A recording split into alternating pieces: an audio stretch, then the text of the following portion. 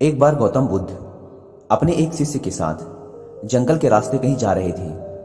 ढलान पर से गुजरते समय अचानक शिष्य का पैर फिसला और वह तेजी से नीचे की ओर लुढ़कने लगा। वह खाई में गिरने ही वाला था कि तभी उसके हाथ में बांस का एक पौधा आ गया। उसने बांस के पौधे को मजबूती से पकड़ लिया और वह खाई में गिरने से बच गया। बांस धनुष की तरह मुड़ गया, लेकिन ना तो वह जमीन से उखड़ा और ना ही टूटा। वह बांस को मजबूती से पकड़कर लटका रहा। थोड़ी देर बाद बुद्ध पहुंचे। उन्होंने हाथ का सहारा देकर शिष्य को ऊपर खींच लिया और दोनों अपने रास्ते पर आगे बढ़ चले। रास्ते में बुद्ध ने शिष्य से कहा, जान बचाने वाले बांस ने तुम्हें कुछ कहा, तुमने सुना क्या? शिष्य ने कहा, नहीं गुरुजी, शायद प्राण संकट में थे, इसलिए मैंने ध्यान नहीं दिया और मुझे तो पेड़ पौधों की भाषा भी नहीं आती।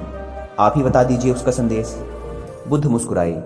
खाई में गिरते समय तुमने जिस बांस को पकड़ लिया था वह पूरी तरह मुड़ गया था, फिर भी उसने तुम्हें सहारा दिया और जान बचा ली। बांस ने तुम्हारे लिए जो संदेश दिया वो मैं तुम्हें दिखाता हूँ। बुद्ध ने रास्ते में खड़े बांस के एक पौधे को खींचा और फिर छोड़ दिया। बांस लचक कर अपनी जगह पर वापस लौट गया। बुद्ध ने शिष्य को कहा, पुत्र, पेड़ पौधों की भाषा मुझे भी नहीं आती। बेजुबान प्राणी हमें अपने आचरण से बहुत कुछ सिखाते हैं।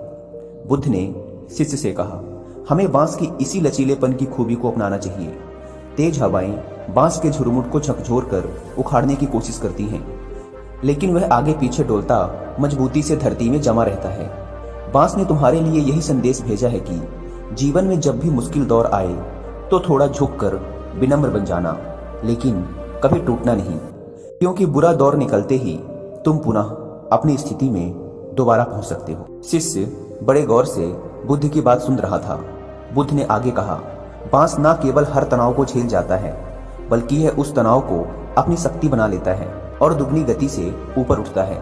बांस ने यही संदेश दिया कि हमें अपने जीवन में इसी तरह लचीले बने रहना है, बस मुसीबतों के समय में टूटना नहीं है, क्योंकि जैसे मुसीबतें जाएंगी हम फिर से अपनी स्थिति को वापस प्राप्त कर सकते हैं।